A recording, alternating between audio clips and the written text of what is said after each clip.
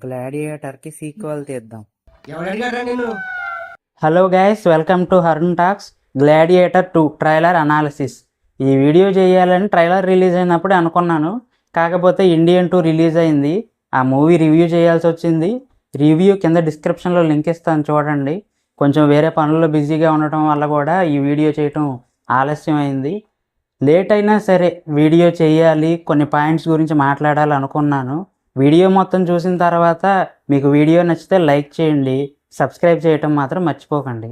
ఇక కంటెంట్లోకి వెళ్తే ట్రైలర్ అయితే చాలా బాగుంది. ముఖ్యంగా ట్రైలర్లో కనిపించిన ప్రొడక్షన్ వాల్యూస్ చాలా బాగున్నాయి. రోమ్ ఎంపైర్ని చూపించిన సీన్స్ కానీ, కలీజియంలో గ్లాడియేటర్స్ మధ్య ఫైట్ సీన్స్ కానీ, రైనో సీన్స్ కానీ, ఇవన్నీ ఇంప్రెసివ్గా ఉన్నాయి. ముఖ్యంగా పాల్ మస్కెల్కి పెడ్రో పస్కెల్కి మధ్య జరిగే ఫైట్ సీన్స్ ఈ మూవీలోనే హైలైట్గా ఉండబోతుంది అనిపిస్తుంది. ఇక డెన్జెల్ వాషింగ్టన్, పెడ్రో పస్కెల్ క్యారెక్టర్లు ఎలా ఉండబోతున్నాయి అనేది ఇంట్రెస్టింగ్గా ఉండబోతుంది. డెన్జెల్ వాషింగ్టన్ గారి క్యారెక్టర్ ఎలా ఉండబోతుందంటే, గ్లాడియేటర్ మూవీలో మన మ్యాక్సిమస్ డెసిమస్ మెరిడియస్ని స్లేవ్గా మార్చే ఒక ఓల్డ్ మ్యాన్ క్యారెక్టర్ ఉంటుంది. డెన్జెల్ వాషింగ్టన్ గారు కూడా ఈ మూవీలో అలాంటి క్యారెక్టర్లోనే కనబడబోతున్నారు. అంతేకాదు, ఆర్మ్స్ డీలర్గా ఉంటూ యూరోపియన్ ఆర్మీస్కి ఫుడ్ అండ్ ఆయిల్ సప్లై చేసే ఒక క్యారెక్టర్ అనమాట. ఇక పెడ్రో పస్కెల్ గారు రోమన్ ఆర్మీకి జనరల్ క్యారెక్టర్. ఈ క్యారెక్టర్కి ట్రైనింగ్ ఇచ్చింది మన మ్యాక్సిమస్ డెసిమస్ మెరిడియస్. గ్లాడియేటర్ మూవీలో కింగ్ ఫ్యామిలీలో లూసియస్ అనే ఒక పిల్లోడు ఉంటాడు. ఆ పిల్లోడే ఈ గ్లాడియేటర్ 2లో హీరో అనమాట. మ్యాక్సిమస్ చనిపోయిన తర్వాత ఈ లూసియస్ అనే పిల్లోడు ఫ్యామిలీని వదిలేసి పారిపోతాడు.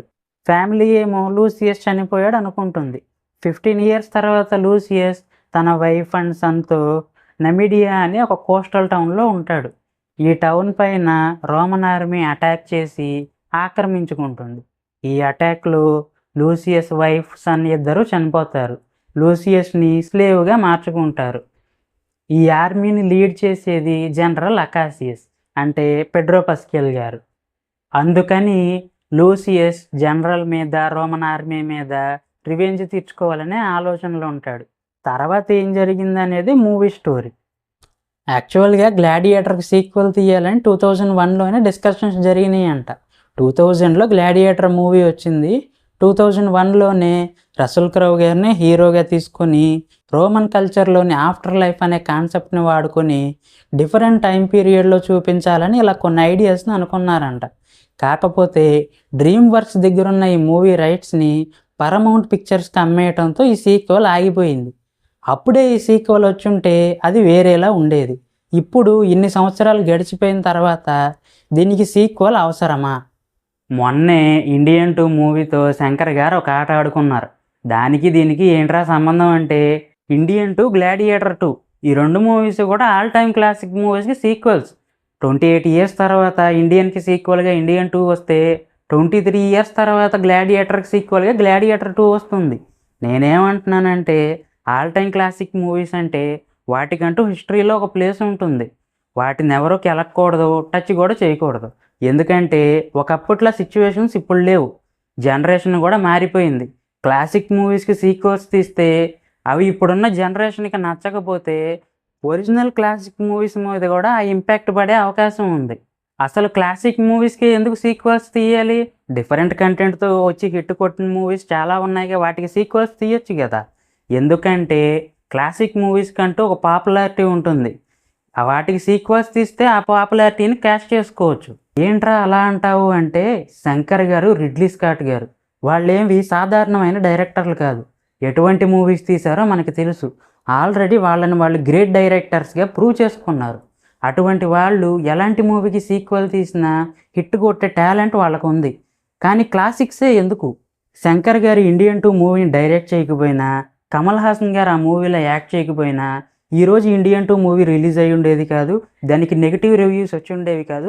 దాని మీద ట్రోల్స్ కూడా వచ్చి ఉండేవి కాదు. అలాగే గ్లాడియేటర్ మూవీ అనౌన్స్ చేసినప్పటి నుంచి ఎందుకు దాన్ని గ్లాడియేటర్ 2గా ప్రమోట్ చేయాలి? ఎందుకు దానికి గ్లాడియేటర్ 2 అని టైటిల్ పెట్టాలి? లూసియస్ అనే క్యారెక్టర్తో వేరే మూవీ తీస్తున్నామని ప్రమోట్ చేసి ఉండొచ్చుగా, వేరే టైటిల్ పెట్టి ఉండొచ్చుగా. అలా చేసుంటే ఒకవేళ ఆ మూవీ ఫ్లాప్ అయినా గ్లాడియేటర్ మూవీ మీద ఎటువంటి ఇంపాక్ట్ ఉండేది కాదుగా. ఎందుకు అలా చేయలేదు? ఎందుకంటే కేవలం క్లాసిక్ మూవీస్కి ఉన్న పాపులారిటీని క్యాష్ చేసుకోవాలని. ఐఎమ్ సారీ ఎవరైనా హర్ట్ అయి ఉంటే, బట్ అన్నీ తెలిసిన వాళ్ళు కూడా ఇలా చేయటం ఏమీ బాగోలేదు. ఎందుకురా అంత ఫ్రస్ట్రేట్ అవుతున్నావు? ఇంతకు ముందు ఎప్పుడు క్లాసిక్స్కి సీక్వెల్స్ రాలేదా అంటే వచ్చింది. 1982లో వచ్చిన బ్లేడ్ రన్నర్ మూవీకి 2017లో సీక్వెల్ వచ్చింది. దాదాపు 35-36 ఇయర్స్ తర్వాత భారీ బడ్జెట్తో ఈ మూవీని తీశారు. రిలీజ్ అయిన తర్వాత మంచి రివ్యూస్ వచ్చినాయి, మంచి రేటింగ్స్ కూడా వచ్చినాయి. కానీ బాక్స్ ఆఫీస్ దగ్గర అట్టర్ ఫ్లాప్ అయింది. నేను అదే చెప్తున్నా, క్లాసిక్ మూవీస్కి ఇలా సీక్వెల్స్ అని ప్రీక్వెల్స్ అని తీసి వాటిని గబ్బు చేయకండి. క్లాసిక్ మూవీస్కి వాటికంటూ హిస్టరీలో ఒక ప్లేస్ ఉంది. వాటి విలువ మా జనరేషన్కి బాగా తెలుసు. కాబట్టి వాటిని గబ్బు చేయకండి ప్లీజ్. ఇక ఈ గ్లాడియేటర్ 2 మూవీ ఏమవుతుందో చూడాలి. రిడ్లీ స్కాట్ తాతకు కూడా ఈ మధ్యకాలంలో సరైన హిట్ మూవీ కానీ క్రిటికల్లీ అక్లెయిమ్డ్ మూవీ కానీ లేదు. ఎప్పుడో 2015లో వచ్చిన ది మార్షియన్ మూవీ తర్వాత సరైన సక్సెస్ లేదు. గ్లాడియేటర్ 2 ట్రైలర్లో కూడా సేమ్ గ్లాడియేటర్లో ఉన్న స్టోరీ లాగానే కనబడుతుంది. నవంబర్లో ఈ మూవీ రిలీజ్ని కన్ఫర్మ్ చేశారు. చూడాలి మరి ఏమవుతుందో. మీరేమనుకుంటున్నారు? నువ్వు చెప్పింది కరెక్టేరా అనుకుంటున్నారా, లేదంటే నువ్వు చెప్పింది రాంగ్ అనుకుంటున్నారా? మీరేమనుకుంటున్నారో కింద కామెంట్ చేయండి. ఈ వీడియో ఎక్స్ప్లెనేషన్ మీకు నచ్చుంటే లైక్ చేయండి. సబ్స్క్రైబ్ చేయటం మాత్రం మర్చిపోకండి. ఇటువంటి వీడియోస్ని రెగ్యులర్గా చేస్తూ ఉంటాను. మళ్ళీ నెక్స్ట్ వీడియోలో కలుద్దాం.